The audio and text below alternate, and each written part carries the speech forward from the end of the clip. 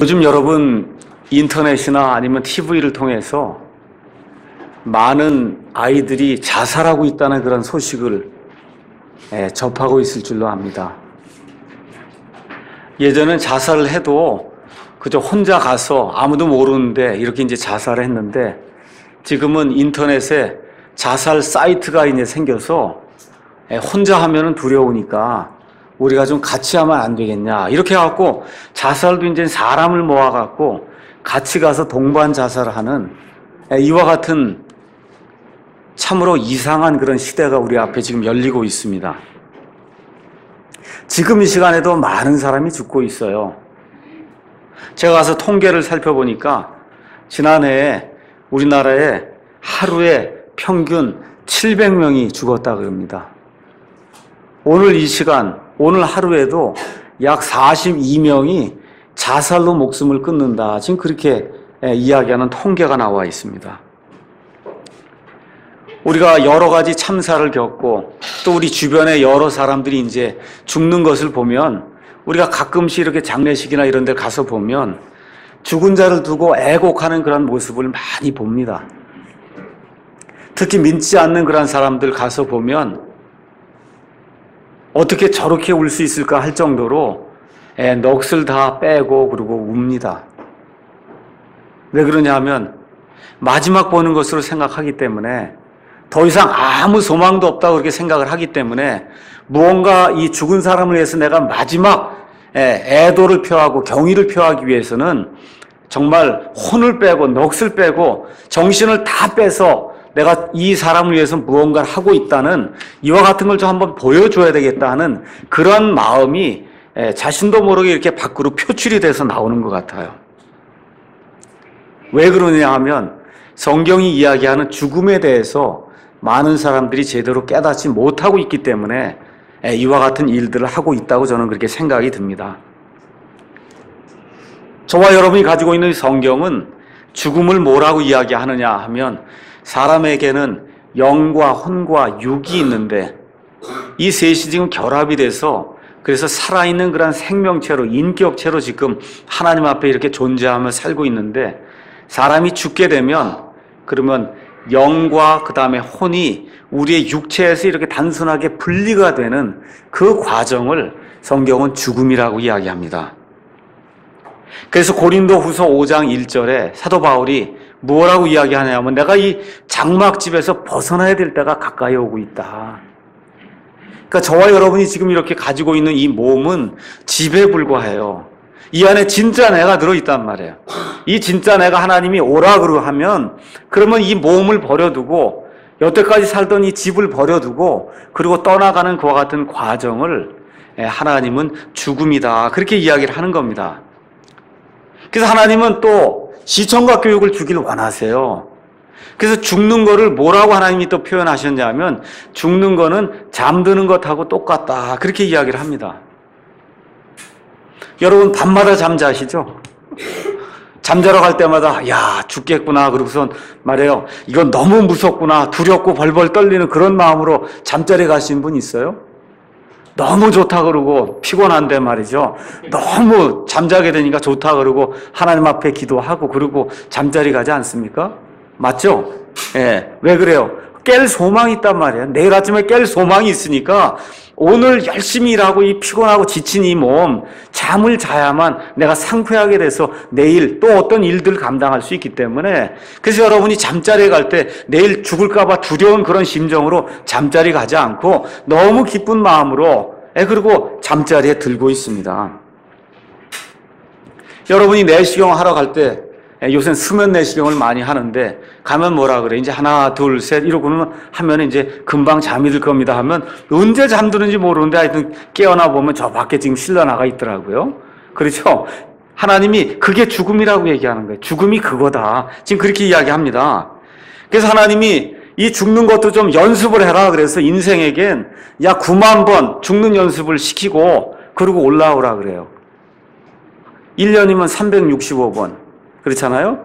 예. 이렇게 해서 얼마쯤 우리가 이제 해야 되냐면, 보통 한 80세 이르면은 38이 24, 한 24만 번 하나 보네. 24만 번. 그래서 죽었다 깼다 죽었다 깼다 하는 그런 일들을 하라고 하나님이 이제 그렇게 말씀을 하십니다. 그래서 저도 얼마나 남았는지 모르겠어요. 인생이. 앞으로 하나님이 한 30년 더 주시면은 30 곱하기 365 이렇게 하면은 그게 이제 제가 죽는 연습하다가 하나님의 앞에 이제 가야 될 그와 같은 때가 이제 이르는 거거든요. 그런데 인생을 한번 가만히 생각을 해보면 사실 인생은 태어나면부터 죽는 거예요. 여러분 한번 생각해 보세요. 태어나는 그 순간부터 사실은 죽는 걸 향해서 지금 달려가고 있습니다. 특별히 에베소서 2장에 가서 보니까 범법과 죄 가운데 너희가 죽어 있다. 그렇게 이야기를 합니다. 우리가 이렇게 숨 쉬고 이러고 있는데 하나님 보실 때 그저 7, 80년이라고 하는 하나님 앞에서는 1000년이 하루와 같다고 얘기를 했으니까 7, 80년 이게 별거 아니거든요. 지금 태어나는 그 순간부터 죽은 상태로 태어나요. 죄 가운데 태어나기 때문에 이미 죽은 상태로 태어나고 하나님 보신 때는 죽은 자로 태어난다. 성경이 지금 그렇게 이야기를 하고 있습니다. 오늘 우리가 데살로니가 전서 4장에 있는 말씀을 읽었는데 데살로니가 전서는 사도 바울이 기록해 놓은 여러 서신서 중에 초기 서신서입니다. AD 약 50년에서 53년경에 이 데살로니가 전서를 사도 바울이 기록을 했다고 많은 사람들이 이야기를 하고 있습니다. 이 데살로니가 교회 성도들이 어떤 사람들이냐? 데살로니가 전서 1장 3절에 가서 보니까 내가 너희의 믿음의 행위를 알고 그 다음에 사랑의 수고를 알고 그 다음에 소망의 인내를 안다. 사도 바울이 그렇게 이야기를 합니다. 여러분이 사도 바울의 서신서를 읽을 때 서신서가 짧으면은 그 교회는 좋은 교회예요. 서신서가 길면 그러면 문제가 있는 교회입니다. 그러니까 고린도 전서후서처럼 길게 사도 바울이 적어서 뭘 보내면은 이 교회는 문제가 많은 그런 교회입니다. 빌립보서, 에베소서, 골로새서, 데살로니가 전서, 후서 이런 데처럼 서신서가 짧으면은 그러면 할 얘기가 없다는 거예요. 사도 바울이 뭐라고 얘기하냐면 너희가 하나님을 향해 가지고 있는 그 믿음이 온 세상에 두루 널리 알려졌기 때문에 내가 너희에 대해서는 더 할 말이 없다고 이야기를 합니다. 그 얼마나 멋있는 교회예요. 그 교회의 특징이 뭐냐 하면 믿음이 있으니까 믿음으로 말미암은 행위가 나왔다는 겁니다. 예수님으로 말미암아 그 사랑이 넘치게 되니까 사랑을 가지고 성도들 향해서 사랑하는 것과 같은 수고가 나왔다는 거예요. 또 이 교회가 예수 그리스도로 말미암아 재림의 소망을 갖고 있는데 이 소망 중에 인내하는 가운데 정말 예수님을 바라보는 그와 같은 놀라운 믿음을 소유한 그러한 교회였다. 성경이 지금 그렇게 이야기를 하고 있습니다. 그래서 사도 바울이 이 교회에 대해서는 특별히 책망할 그런 내용이 없었어요. 이렇게 좋은 교회였는데도 이 교회 다니는 사람들 가운데 세 가지 의문이 있게 됐습니다. 첫 번째 의문은 뭐냐 하면 예수님 안에서 죽은 자들의 미래는 어떻게 되느냐는 겁니다. 지금 죽어서 사람이 지금 예수님 안에서 죽었어요. 그 지금 무덤에 가서 묻혀 있단 말이에요. 살이 썩습니다. 자, 그럼 이 사람들은 미래가 어떻게 됩니까? 여기에 대해서 성도들이 많은 그런 의구심을 가지고 의문을 가진 채 믿음 생활을 하고 있다는 그런 소식을 접하게 됐습니다. 두 번째는 우리 예수님이 오시게 될 때는 무슨 일이 일어납니까? 저희가 그걸 좀 확실히 알면은 확실한 믿음 가운데서 소망 중에 믿음 생활을 할 수 있겠습니다. 그 다음에 세 번째는 이미 예수님 안에서 죽어 있는 자들하고 지금 예수님 안에서 살아있는 이 사람들이 무슨 관계가 있습니까? 우리가 나중에 가서 이 사람들 다시 만납니까? 아니면 도대체 어떻게 됩니까? 이 문제를 가지고 데살로니가 사람들, 교회의 사람들이 이 문제로 인해서 어려움을 겪고 있다는 그런 소식을 접하고 사도 바울이 부활과 그 다음에 휴거와 연합의 삼중 소망의 메시지를 오늘 데살로니가 전서 4장 여기 오늘 읽은 13절에서 18절을 통해서 우리에게 이야기해주고 있습니다. 그래서 오늘은 다시 한번 제목을 말씀드릴게요. 제목이 멋있더라고요. 보니까 부활과 휴거와 연합의 삼중 소망. 이게 그냥 이런 이중 소망이 아니라 부활과 휴거와 연합의 삼중 소망. 멋있는 얘기예요, 이게. 그래서 오늘은 이 제목을 가지고 죽는 게 무엇이고 예수 그리스도의 재림이 무엇이며 그 다음에 부활이 무엇이고 휴거가 무엇이며 우리 예수님 안에서 죽은 자들과 예수님 안에 지금 살아있는 사람들이 연합해서 이 함께 누리는 그러한 교제의 축복이 무엇인가 하나님의 말씀을 통해서 한번 생각을 해보려고 합니다. 첫 번째는 그러면 죽음 위에 삶이 있냐, 이게 확신이 있어야 예수님을 믿을 거 아닙니까? 그렇죠? 예, 죽음 이후에 아무것도 없다 그러면 예수님을 믿을 필요가 없습니다. 사도 바울 당시의 이교도들, 그 이교도들은 대개 그리스 사람들이었어요. 아니면 그리스 문화를 받은 그와 같은 사람들은 죽음 이후에 삶에 대한 소망이 전혀 없었어요.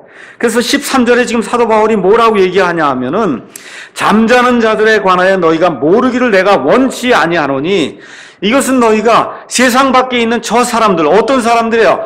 아무 소망 없는 그런 사람들 같이 슬퍼하지 아니하게 하려 합니다.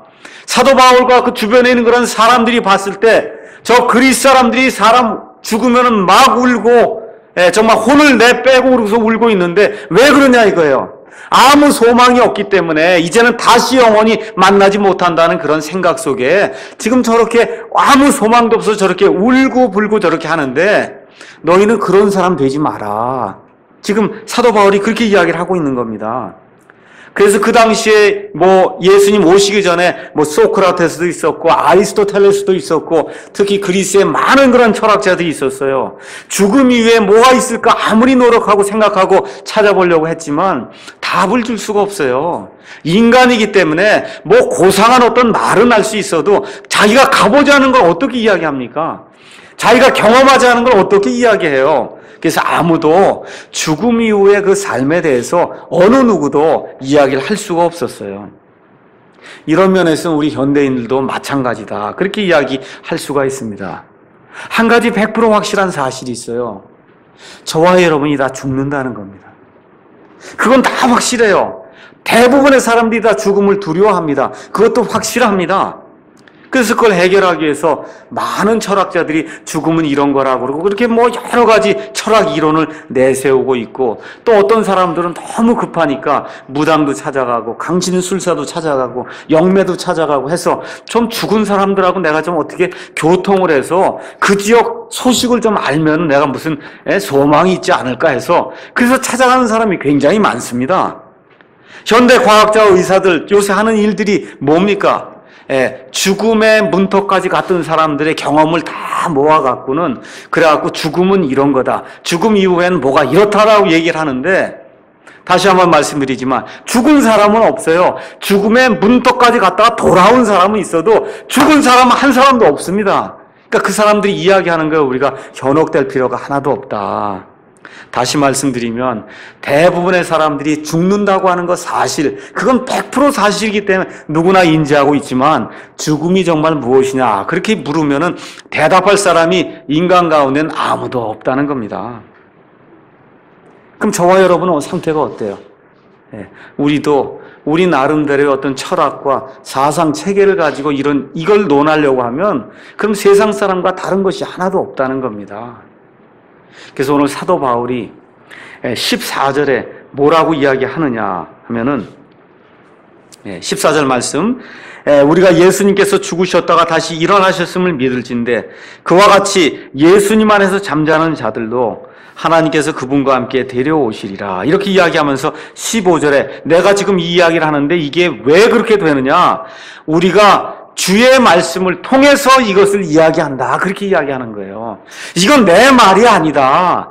하나님의 말씀이 지금 이렇게 이야기하기 때문에 죽음이 있다는 것과 죽음 이후에 삶이 있다는 것과 죽음 이후에 사람이 다시 부활한다고 하나님의 말씀이 분명히 이야기하기 때문에 그래서 내가 너희에게 이 말씀을 힘입어서 이 말씀에 근거해서 사람이 죽은 뒤에도 삶이 있고 부활이 있다고 하는 그런 사실을 내가 너희에게 분명하게 제시하고 진술한다고 지금 이야기를 하는 겁니다. 그래서 하나님께서 이 구약 성경부터 시작을 해서 하나님은 사람이 죽은 이후에 그 이후에 이어질 그와 같은 삶에 대해서 꾸준히 이야기를 하시면서 특별히 구약시대엔 뭐라고 얘기하세요? 나는 아브라함의 하나님이요 이삭의 하나님이요 야곱의 하나님이니 나는 산 자의 하나님이지 죽은 자의 하나님이 아니다. 그렇게 말씀하지 않아요. 아브라함이 지금부터 2000년 전에 죽었지만 나는 산 자의 하나님이다 말씀하시면서 아브라함과 이삭과 야곱과 이 구약시대에 죽어있는 모든 사람이 나를 향하여 다 살고 있다고 하나님이 말씀해 주셨습니다. 이걸 또 하나님이 시청각적으로 보여주시기 위해서 하나님께서 직접 사람의 몸을 입고 이 땅에 오셔서 직접 시청각 교육을 해주셨어요. 어떻게 해주셨어요? 죽은 사람을 살려서 올리기도 하시고 맨 마지막에는 스스로 이 죽음의 권세 속으로 들어가셨다가 사흘 만에 땅 속에서 다시 부활하심으로 말미암아 죽음을 두려워하고 죽음의 속박에 얽매여서 살고 있던 모든 사람에게 나를 통해서, 나 예수를 통해서 부활의 소망을 가질 수 있다고 하는 그런 사실을 우리 예수님이 직접 시연해 주셨습니다.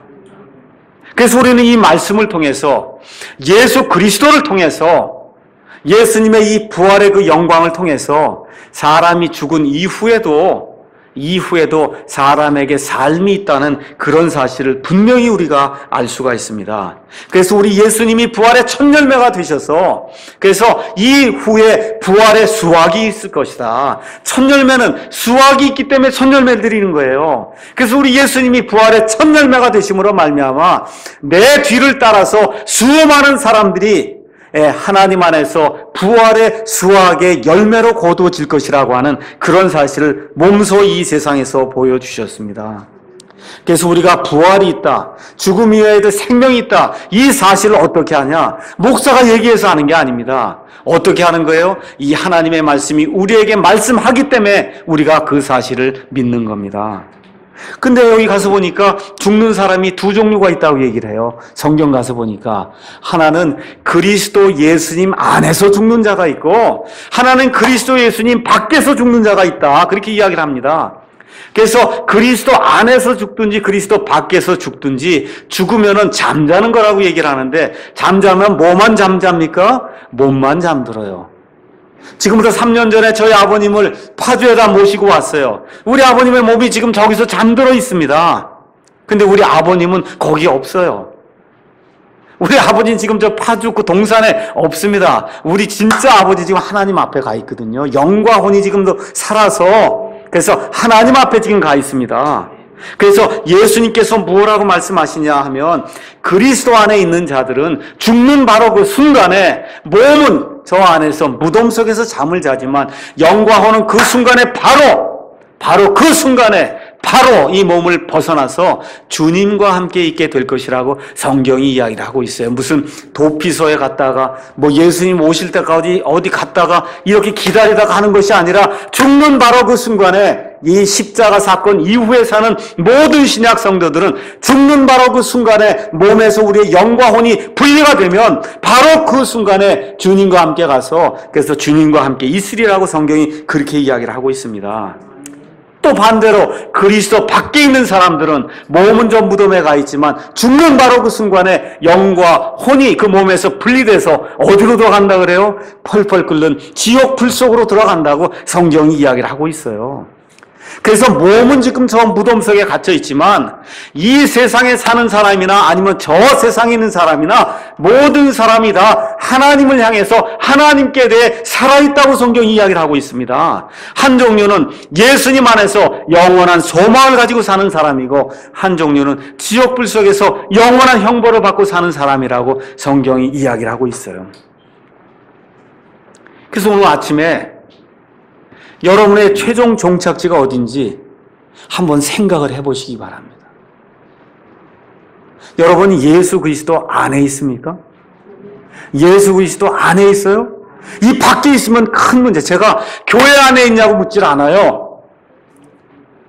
목사 말 순종하냐고 묻질 않아요. 어디 있냐고 물어요, 제가. 예수님 안에 있냐고 묻어요. 예수님 안에 있습니까, 여러분? 여러분의 최종 종착지가 어딘지를 아시고 이 자리에 아침에 나오셨습니까? 예, 확실하세요? 이게 확실해야 그 다음 얘기를 할 수 있는 거예요. 이게 불확실한 사람은 그 다음 얘기해봐야 소용이 없어요. 그 사람하고 아무 상관이 없는 일이기 때문에 그렇습니다. 15절에 그리스도의 재림에 대해서 사도 바울이 이야기를 합니다. 사도 바울이 뭐라고 이야기하느냐 하면 사람의 모든 문제, 죽는 문제, 사는 문제뿐만 아니라 온 우주 공간에 있는 모든 창조물이 지금 신음하고 어려움을 겪고 있는데 이 모든 문제의 완전한 해결은 예수님의 재림을 통해서만 이루어진다는 겁니다. 지금 저와 여러분이 어떤 어려움을 겪고 있든지 우리가 뭘 추구하기 위해서, 아름다운 걸 추구하기 위해서, 유토피아를 추구하기 위해서 무슨 일들을 하는데 그 모든 게 사람의 힘으로는 불가능하다는 거예요. 우리 예수님께서 하늘에서 내려오시는 그 순간이 될 때야 이 모든 것이 완전하게 이루어진다. 성경이 그렇게 이야기를 하고 있는 겁니다. 여러분, 지금 우리는 너무 편안한 가운데 믿음 생활하고 있어요. 여기서 불평하면은 20세기 전에 초대교회 그 성도들 나중에 천국 가서 만나게 되면 부끄러워서 얼굴을 못 들 거예요. 그 당시에는 목숨을 내걸고 예수님을 믿었어요. 이게 죽느냐 사느냐 하는 문제가 매일매일의 문제였어요. 누구 때문에? 예수님 때문에. 이 데살로니가라고 하는 그러한 그 지방에 사도 바울이 말씀을 가서 선포했는데 이 지역이 다 뭐 하는 지역이냐? 우상 숭배하는 그런 지역인데 어떤 일이 생겼냐? 바울이 들어가서 예수 그리스도를 선포하고 죽는 자들 가운데 부활이 있다는 걸 선포했더니 이 사람들이 이 우상들을 버리고 가족들을 버리고 예수님 말씀대로 내가 살겠습니다 하고 떨어져 나왔단 말이에요. 그러니까 어떤 일이 발생해요? 엄청난 핍박이 발생하는 거예요. 말 그대로 뒤에서 누가 돌을 던져서 죽일지도 모르는 그러한 어려움 속에서 이 사람들이 하루하루 살아가고 있다. 성경이 지금 그렇게 이야기를 하고 있습니다. 그래서 디모데후서 3장 12절에서 13절 가서 보니까 누구든지 하나님의 뜻대로 살고자 하는 자들은 반드시 핍박을 받을 것이다. 성경이 그렇게 이야기를 하고 있습니다. 오늘 한번 제가 재림의 메시지와 부활의 메시지와 휴거의 이런 메시지를 제가 여러분이 전하려고 하는데 이 메시지가 여러분에게 효력이 있으려면 정말 이 말씀이 내게 너무나 소망의 말씀이 되는구나. 그 말씀이 그렇게 소망이 되는구나 하는 그 비례 정도는 뭐를 통해서 나타나느냐 하면 예수님으로 인해서 지금 내가 핍박받는 일이 얼마나 많으냐 적으냐에 따라서 이 소망이 내게 정말로 귀중한 소망이 되는 그런 척도가 된다 그 얘기입니다. 그렇다고 나가서 죽으라는 얘기 아니에요. 가정생활하면서 부부관계에서 부모 자식 관계에서 사회생활을 하는 가운데 그렇잖아요. 이런 교회 생활하는 가운데 형제들 만나고 자매들 만나고 이런 모든 것 하는 것 가운데 예수님 때문에 내가 의로 말미암아 내가 분명 이건 의로운 건데 그럼에도 불구하고 예수님 때문에 내가 참고 예수님 때문에 불편을 겪고 예수님 때문에 더 희생을 하고 예수님 때문에 더 사랑하고 이런 일들이 여러분 가운데 있을 때 이런 소망이 우리에게 더 큰 소망의 메시지로 우리에게 다가올 수 있다. 성경이 그렇게 이야기를 하는 겁니다. 그래서 다시 한번 말씀드리면 그래서 교회에 오고 싶어 하는 거예요. 왜 그래요? 같은 종류끼리 한번 모여보려고 오는 거 아닙니까? 그렇죠? 세상 가서 사는데 종류가 다르니까 세상 가서 살지 말라는 얘기가 아니야. 세상 밖에서 우리가 살 수가 없어요. 세상 속에 들어가서 사는데 종류가 다른 것끼리 뭉쳐서 살려고 하니까 얼마나 힘듭니까? 그러니까 어떻게 해요? 주일날마다 같은 종류끼리 좀 모여봐야 되겠다 하고 여기 예행 연습하러 지금 오는 거예요. 그래서 이 소망이 클수록 이 휴거와 부활에 대한 그런 소망이 클수록 우리가 더 인내하고 더 남들을 향해서 예수 그리스도의 사랑을 그렇게 베풀 수가 있습니다. 자, 지금 이 세상은 뭔가 크게 잘못이 돼 있어요. 제가 며칠 전에 일이 있어서 미국에 있는 어떤 그 미국인 그 형제님께 전화를 했습니다. 이분은 미국의 플로리다주의 잭슨빌이라고 하는 큰 도시에 사는 신학대학의 교수님이에요. 그 신학대학은 뭐 이름을 알려도 괜찮기 때문에 다 이야기하겠습니다. 트리니티 베프티스트 칼리지라고 아주 그래도 어느 정도 사이즈가 있고 전통이 어느 정도 있는 그러한 근본적인 그와 같은 이 침례교 신학대학입니다. 근데 토마스 메서라고 하는 이 목사가 와가지고 지난 한 18년 동안 교회와 신학교를 완전히 망쳐놨어요. 그래서 지금 가서 이 텔레비전에 나오는 이런 거, 뭐 음악하고 이런 걸 보면 도저히 이게 어떻게 근본주의 교회가 이렇게 할 수 있을까? 할 수 있을 정도로 교회가 완전히 타락을 했어요. 이렇게 하다 보니까 도저히 거기 있는 교수나 학생들이나 선생님들이 참을 수가 없어서 그래서 거기 교사들 중에 반 이상이 이번에 다 그만두고 그러고서는 나오게 됐다 하는 그런 이야기를 하고 있어요. 도저히 신앙 양심상 살 수가 없다는 거예요. 교회가 이렇게 자꾸 변하게 되니까 거기도 도시에 잭슨빌 하면 100만이 아마 넘을 텐데 갈 수 있는 교회가 마땅치 않다는 거예요. 내 신앙 양심을 지키고 살기가 너무 어렵다. 그렇게 이야기를 하면서 지난 한 2년 동안 오바마라고 한 사람이 대통령이 돼갖고 완전히 사회주의 시스템으로 모든 걸 지금 다 바꿔놓고 보니까 지난 200년 동안에 미국이 추구하던 그와 같은 가치, 이 모든 게 완전히 폐허더미가 돼서 앞으로 아마 4년이 지나고 조금 더 시간이 지나게 되면 미국은 더 이상 일어나지 못할 정도로 그렇게 악한 상태에 빠질 거다. 그렇게 이야기를 하더라고요. 그러면서 또 무슨 얘기를 하냐 하면 이 오바마 전에 대통령이 누구였어요? 조지 부시였잖아요. 조지 부시가 호모섹슈얼, 동성연애자였다는 거예요. 아니, 그래갖고 8년 동안 이거 재임하는 동안에 동성연애 하는 그런 법들이라든지 여러 가지 것들을 이걸 또 이 사람이 또 다 망쳐놨다 그런 얘기를 하더라고요. 그래서 이거 참 정말 이상한 일이 있구나. 그러고 구글에 가서 조지 부시하고 호모하고 딱 쳤더니 짜르륵 사이트가 나오는데 보니까 어릴 때부터 조지 부시가 했던 그런 일들, 그 동성연애자 비슷하게 생활하던 그런 일들이 그 안에 쫙 이게 역사적으로 해서 다 나와 있더라고요. 그래서 미국 역사상 처음으로 동성연애 대통령이 된 걸 자랑스럽게 생각한다는 그런 고백이 또 나와 있는 거, 이런 것들을 보면서 정말 이 세상이 이상하게 변하긴 정말 이상하게 변하는구나. 정말 예수님 오실 때가 되면서 세상이 정말 완전히 미치는구나, 이게. 그래서 믿을 사람이 없다는 거예요. 목사도 믿으면 안 되고, 교회도 믿으면 안 되고, 대통령도 믿으면 안 되고, 믿으면 안 되고, 그저 이 믿음, 요거 하나뿐이 없구나. 그저, 하나님은 진실하시되 사람은 다 거짓말쟁이라 할지라도 다 이 말씀이 진실이구나. 그래서 이 땅이 믿을 것이 없는 거예요. 그래서 사도 바울이 뭐라 그래요? 말씀을 이렇게 선포하는 가운데 정말 이렇게 사람들을 이렇게 예수님만으로 이끄는 그런 기쁨이 있는 가운데도 마음속에 항상 뭐라 그래요? 나는 죽으면 더 좋겠다. 그러는 거예요. 내가 빨리 죽어서 예수님과 함께 있는 것이 내게는 더 좋은데 너희를 위해서는 내가 살아서 하나님의 말씀을 전하는 게 좋다. 내 본인 자신을 위해서는 빨리 죽어서 예수님과 함께 영광의 자리에 있는 것이 내 개인 위해서는 훨씬 더 좋은 일이다. 지금 그렇게 이야기를 하는 겁니다. 사람 믿지 마세요. 유명한 목사 믿으면 안 돼요. 어떤 사람이 많이 모인다는 그런 교회 믿으면 안 됩니다.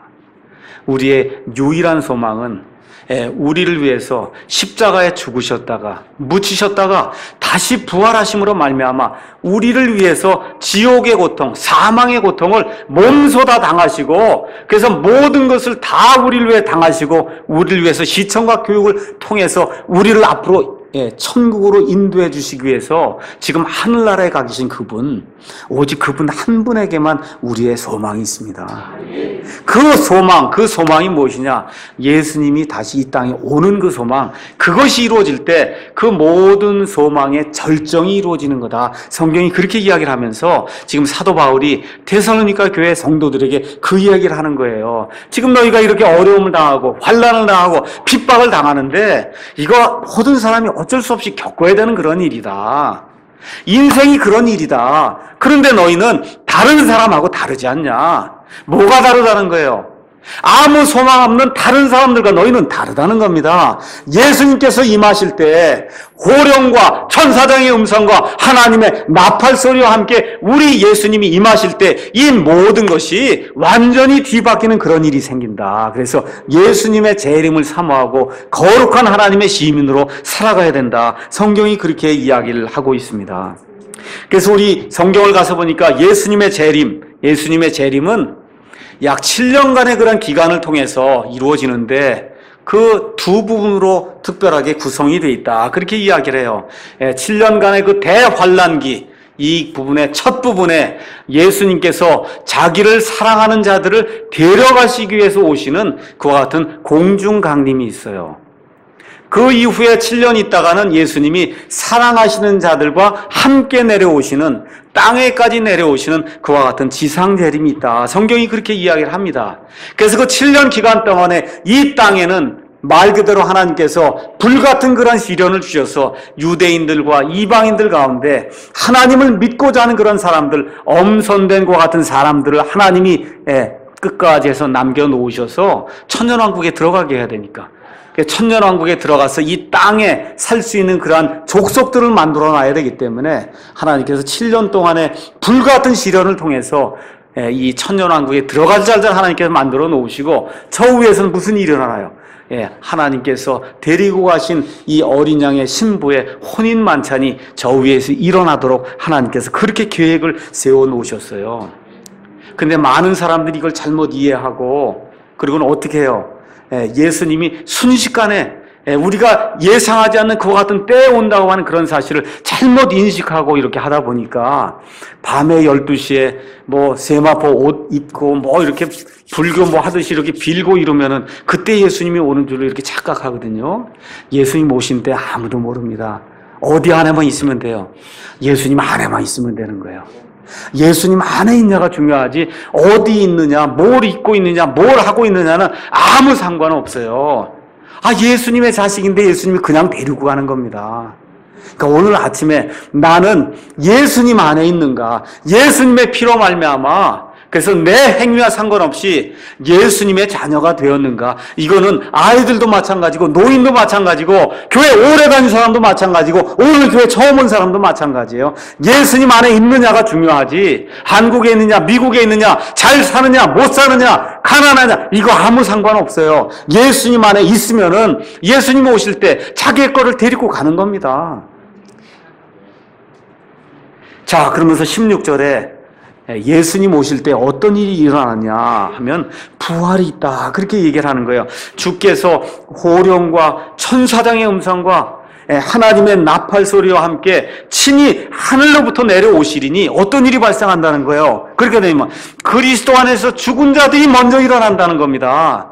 그리스도 안에서 죽은 자들이 먼저 일어난다. 쉽게 얘기하면 제가 지금 살아있고 우리 아버지 지금 죽어 있는데 우리 아버지가 먼저 일어난다는 거예요, 나보다. 우리 아버지가 먼저 일어난다는, 내 장모님이 먼저 일어난다는 겁니다. 그리스도 안에서 죽은 자들이 먼저 일어난다 해서 예수님 안에서 죽어있는 모든 사람이, 우리 예수님께서 공중강림하실 때, 예수님이 이 땅에 사실 때 나사로의 무덤에 가서 예수님이 뭐라 그래요? 나사로야 일어나서 나와라, 그렇게 얘기하니까 죽은 나사로가 일어나서 벌떡 일어나서 나왔단 말이에요. 여기 예수님께서 호령의 말씀을 통해서 죽은 자들이 다 일어나라고 말씀하시면 안 일어나고 배길 수가 없어요. 일어나는 겁니다. 죽은 자들이 예수님 안에만 있으면 일어나는 거예요. 이와 같은 일이 일어난다는 겁니다. 어떤 방식으로 이루어지는지 우리는 알지 못해요. 하나님의 능력을 통해서 죽은 모든 자들이, 그리스도 안에서 죽은 자들은 다 일어나라고 하나님이 호령을 내리시면 안 일어나고는 배길 수 없는 그런 일이 생긴다는 겁니다. 그래서 사도 바울이 이 말씀을 통해서 예수님이 친히 부활하심으로 부활할 거 보여주지 않았냐, 예수님이 나사로를 살림으로 말미암아 사람을 살릴 수 있는 능력이 있음을 보여주지 않았냐, 이 예수님을 힘입어서 이 예수님이 일어나라 말씀하면 안 일어나고는 배길 자가 없다, 예수님이 그렇게 이야기해 준다는 거예요. 그래서 어떤 사람이 복이 있냐면 예수님께서 호령하실 때 그 호령을 듣는 사람이 복이 있는 거예요. 아무에게나 들리지 않습니다. 누구 안에서 죽은 자들이 일어난다 그래요? 예수님 그리스도 안에서 죽은 자들에게만 그 호령이 들린다, 성경이 그렇게 이야기하는 겁니다. 아무리 큰 소리를 쳐도 죽어있는 사람에게 들리질 않습니다. 어떤 사람에게만 들리냐, 예수 그리스도 안에 있는 사람은 예수님이 호령을 치시면 일어날 수밖에 없다, 성경이 지금 그렇게 이야기하는 거예요. 일어나는 그 순간에 예수님이 영화로운 몸을 입고 부활하신 것처럼 저와 여러분의 예수님 안에서 죽어있는 모든 그 사람들의 몸이 영화롭게 부활이 돼서 예수님과 동일한 것과 같은 영광스러운 몸을 받게 됨으로 말미암아 하나님이 이루고자 하신 그런 모든 일이 절정을 이루면서 완전히 이루어지는 그런 때가 임한다. 이걸 말미암아 너희가 위로를 갖고 그리고 예수님을 섬겨라. 사도 바울이 지금 그렇게 이야기를 하는 겁니다. 근데 이 부활에도 두 가지가 있다는 거예요. 부활에도 예수님 공중 강림하실 때 그리스도 안에서 죽어있던 사람들이 일어나는 그 부활, 그거를 첫째 부활이라고 이야기를 해요. 첫째 부활. 이 첫째 부활에 참여하는 자들은 생명의 부활로 들어가서 영원히 아버지와 함께 거하는 그와 같은 엄청난 것과 같은 축복을 누리게 되고, 그 이후에 약 7년 동안 대환란이 있고, 그 이후에 천년왕국이 있은 다음에 천년왕국의 맨 마지막에 예수님 밖에서 죽은 모든 사람들이 일어나게 돼요. 그걸 우리가 둘째 부활이라고 이야기합니다. 이 둘째 부활에 참여하는 자로는 복이 없고 저주가 있습니다. 그래서 하나님 안에서는 누구나 다 영원히 사는 거예요. 믿는 사람이든 믿지 않는 사람이든 다 부활한 몸을 가지고 영원히 사는 거예요. 한 사람은 영광의 부활로 나타나서 하나님 아버지와 함께 하나님의 본성에 참여한 것 같은 이런 모습으로 하나님과 함께 사는 것이고, 하나님을 배반하고 하나님이 보내주신 것 같은 독생자 예수 그리스도 유일한 구원자를 믿지 아니하는 그 사람은 아들이 없기 때문에, 아들이 생명이신데 생명이 없기 때문에 어쩔 수 없이 하나님에게서 영원히 분리가 돼서, 그래서 둘째 사망 속에 들어가서 마귀와 그의 천사들과 함께 영원 무궁토록 불 속에서 산다. 성경이 그렇게 이야기를 하고 있습니다. 그래서 우리 믿는 사람들에게는 죽는 게 끝이 아니다. 성경이 그렇게 이야기를 하고 있어요. 그 다음에 17절의 말씀이 휴거의 소망의 말씀이에요. 자, 그리스도 안에서 죽은 자들이 먼저 일어나고, 우린 지금 여기 아직 해당이 안 됐잖아요. 여러분 죽었어요? 다 살아있죠? 우리의 소망은 지금 여기에 있지 않아요. 우리의 소망은 요 두 번째 있는 거예요. 17절에 뭐라고 돼 있어요? 그 뒤에 살아서 남아있는 우리가, 그렇죠? 그들과 함께 구름들 속으로 채어 올라가 공중에서 주를 만나리라. 지금 성경이 그렇게 이야기를 하고 있습니다. 사도 바울이 이 말씀을 줄 때 우리 그랬단 말이에요. 우리. 그러니까 사도 바울이 무슨 소망을 가지고 있었어요? 사도 바울이 죽는 소망 갖고 있지 않았어요. 무슨 소망 갖고 있었어요? 예수님이 오시면은 나는 죽지 않고 하나님께 올라간다는 휴거의 소망을 갖고 있었거든요. 근데 지난 1950년 동안 안 오셨어요, 아직. 근데 지금 세상 돌아가는 걸 보니까 예수님 오실 날이 너무 가깝다는 그런 사실을 우리가 인지하고 있어요. 그래서 이 안에 있는 사람들 가운데는 혹시라도 예수님 오실 때 살아나서 남아서 죽음을 맛보지 않고 갈 사람들이 있을 줄로 저는 믿습니다. 예. 그래서 우리 예수님이 지난주에 말씀드린 대로 우리와 정원을 하시고 지금 어디 갔어요? 아버지 집에 갔어요. 뭐 하러 가셨어요? 처소를 예비하러 갔단 말이에요. 처소를 다 예비하면 어떻게 해야 돼? 오셔야 된단 말이에요. 신부를 데리러 오시는 그와 같은 일이 있다는 겁니다. 그래서 이 땅에서 우리가 나그네와 순례자로 사는 가운데 우리의 집이, 영원한 집이 저기에가 있으니까, 그래서 거기에 소망을 두고 살 때 이 세상에서 어떤 어려움이 있더라도 다 어떻게 생각하면 돼요? 이거는 잠시 잠깐 있을 것이요, 그렇죠? 이후에 내게 영원한 것과 같은 영광이 있으리라, 이런 생각을 하시고 이 안에서 소망을 가지고 살아야 됩니다. 지금까지 이 땅에 미스테리가 너무 많았어요. 뭐 UFO도 있었고 땅에 거인도 생겨났고 하여튼 피라미드도 짓고 하여튼 이 세상에 이 불가사의하다 하는 이 미스터리가 엄청나게 많았는데 하나님이 맨 마지막에 두시는 이 휴거만큼 큰 미스터리가 없어요. 수천만 명이 순식간에 사라지는 거예요, 여러분. 제가 몇 명이 사라지는 게 아니라 예수님 공중에서 강림하실 때 수천만 명이 순식간에 사라지는 거예요. 인류 역사상 이런 일은 있은 적이 없습니다. 자동차 사고가 나요. 운전자가 자동차 몰고 가다가 들려 올라가니까 자동차 사고가 나고, 비행기 조종사가 들려가면 비행기가 떨어지게 되고 엄청난 그런 일들이 발생을 하게 됩니다. 이게 지금 휴거의 사건이다, 그렇게 이야기를 하고 있어요. 자, 그런데 이 휴거의 사건은 하나님이 어떤 것을 통해서 우리에게 보여주시냐 하면 휴거는 세상을 떠나는 거 아닙니까? 맞습니까? 구약시대에 이스라엘 백성이 이집트, 이 속박의 나라, 마귀의 땅에서 사는 가운데 엄청난 그 어려움을 겪고 살았거든요. 근데 하나님이 모세를 통해서 이집트 이스라엘을 구원해내니까 모두가 다 이집트 땅에서 나와서, 그렇죠? 이집트를 떠나서 가나안으로 들어가잖아요. 이 휴거가 그와 같은 일 중에 하나다, 이렇게 생각하시면 돼요. 이 세상을 탈출해서 그래서 어디로 가는 거예요? 하나님께로 올라가는 거예요. 그런데 죽는 거는 혼자 죽습니까? 같이 죽습니까? 여러분, 죽을 때 혼자 죽어요? 같이 죽어요? 혼자 죽죠? 근데 휴거는 같이 가는 거예요. 여러분, 옆에 사람 한번 이렇게 보세요. 이 옆에 사람하고 같이 가는 거라니까, 휴거는. 남편과 아내가 같이 가는 거예요. 내 딸들이 여기 없어요. 미국에서 지금 공부하고 있어요. 그래도 같이 가는 거예요. 예수님 안에 있으면은 걱정할 거 없어요. 여러분, 몸이 아파도 같이 가는 거예요. 팔다리가 아파도 같이 가는 겁니다. 걷지 못하고 누워있어도 같이 가는 거예요. 가난해도 같이 가는 거예요. 돈 많아도 같이 가는 겁니다. 아들과 딸이 같이 가는 거예요. 얼마나 멋있었겠어요, 여러분. 예? 이집트 땅에서 나가라 얘기하시니까, 그렇죠? 온 이스라엘 족속이 짐 싸고 온 가족이 같이 떠난 거예요. 가족만 떠난 게 아니에요. 어떻게 떠났어요? 친구들이 같이 떠났어요. 모든 지파들이 같이 떠났어요. 200만, 300만 되는 그런 무리가 같이 떠난 거예요. 같이. 휴거의 기쁨이 바로 여기에 있는 거예요. 그래서 오늘 여기 왜 이 자리에 모였냐? 이 사람들 같이 떠날 사람 또 한 번 보자고 모인 겁니다.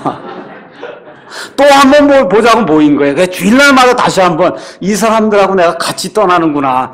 예, 주께서 호령과 천사장의 음성과 하나님의 나팔 소리와 함께 길이 내려오실 때 어떻게 돼? 같이 떠나가는 거예요. 병든 자로 같이 떠나가고, 예, 같이 떠나가는 겁니다. 이 소망이 우리 가운데 있을 때 이것이 정말 영원한 그런 소망이 돼서, 그래서 모든 것을 이길 수 있는 그런 말씀이 된다. 성경이 그렇게 이야기를 하는 겁니다.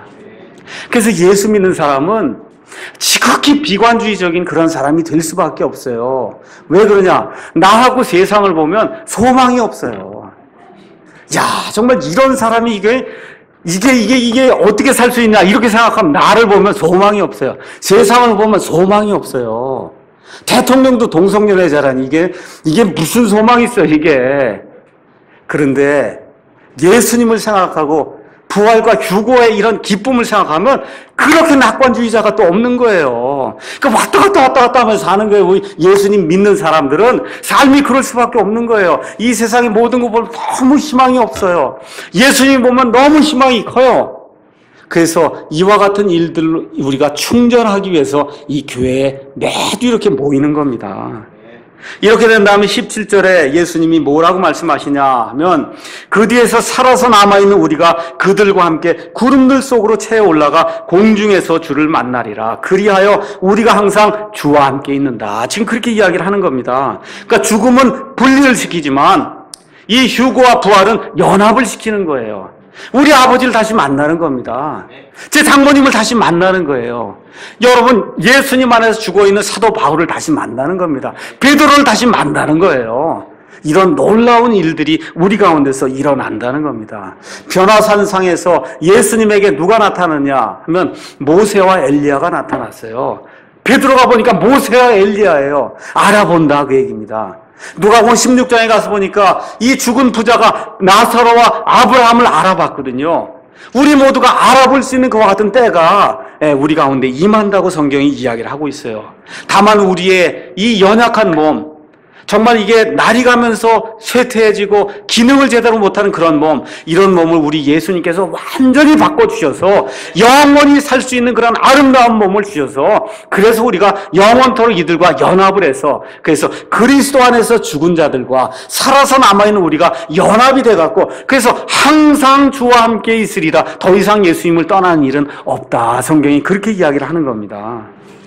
이렇게 되는 일이 생길 때 이 땅에 있는 새들도 이 땅에 있는 개나 돼지나 사자나 이런 모든 창조물들도 기쁨이 생기는 그런 일이 이 땅에 임한다고 성경이 이야기를 하는 겁니다.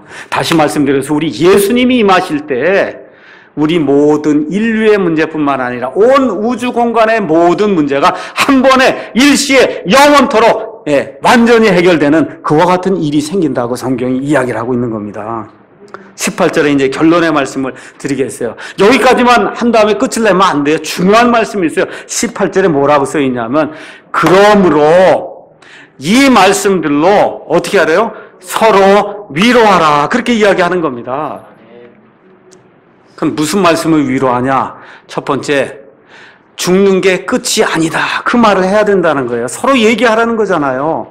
교회 모이면 그 얘기해야지. 모여면서 사업 얘기하고 주식 얘기하고 이러지 말라는 거예요. 지금 모이면 뭘 얘기하라는 거예요? 죽는 게 끝이 아닙니다. 죽는 게 이상한 일이 아닙니다. 두 번째, 죽는 것은 주님 앞으로 우리를 인도하는 주님의 방법입니다.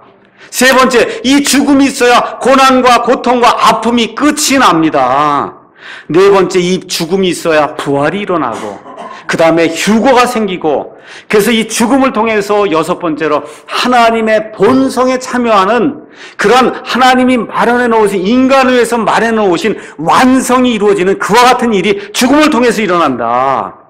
그 다음에 일곱 번째, 이 죽음을 통해서 이 부활을 통해서 예수님 안에서 죽어있던 그러한 나의 모든 친지들과 친척들 이 모든 사람들과 만나는 그런 일이 생길 수 있다. 근데 중요한 게 있어요. 여덟 번째 뭐냐면 여러분이 죽지 않으면 천국 프로그램이 끝이 안 납니다. 잘 들어야 돼요. 저와 여러분을 위해서 하나님이 마련해 놓은 자리가 있는데 이거 죽어 거기 올라가야 끝이 나요. 그게 놀라운 일이에요. 그래서 이런 말씀들로 어떻게 하라는 거예요? 서로 위로하라. 그런 얘기예요. 그럼 무슨 얘기예요? 연약한 자나 몸이 힘이 있는 자나 위로하라는 거예요. 이걸 다 서로 위로하라는 거예요. 남편이나 아내나 이 말씀으로 위로하라는 겁니다. 부모와 자식 간에 이 말씀으로 위로하라는 거예요. 여자와 남자들 간에 이 말씀으로 위로하라는 겁니다. 예수님 안에서 오래 있었던 사람이나 예수님 안에서 금방 들어온 아기나 이 말씀으로 위로를 받으라는 겁니다. 그래서 오늘 이 말씀을 제가 여러분에게 전하면서 부활과 휴거와 연합의 삼중 소망이다. 이렇게 제가 말씀을 드렸거든요. 이 모든 소망에 참여하려면 다른 것 없어요. 어디에 들어와야 된다고요? 예수님 안에 들어와야 됩니다. 예수님 안에 들어온 증표가 있어요. 그 증표는 뭐냐면 죄 때문에 죽겠습니다 하는 마음이 생기면은 그러면 예수님 안에 들어와 있는 겁니다. 주여, 이 죄 때문에 제가 죽겠습니다. 죽은 사람 위에다가 1톤 갖다가 무게 갖다가 얹혀놔 보세요, 여러분. 죽은 사람 무게 느낍니까? 못 느낍니까? 못 느껴요. 죽어있는 사람은 죄짐이 얼마나 무거운지 암만 얘기해줘도 못 느껴요. 어떤 사람만 느껴요? 예수님 안에 들어온 사람만 아이고 죽겠습니다. 이거 죄가 무거워 죽겠습니다. 이걸 느끼고 헉헉대고 사는 거예요. 이 사람들에게 우리 예수님께서 부활과 휴거와 연합의 삼중 소망으로 우리에게 오늘 이 말씀을 통해서 위로를 주십니다. 이 말씀을 기억하면서 잠깐 기도하시겠습니다.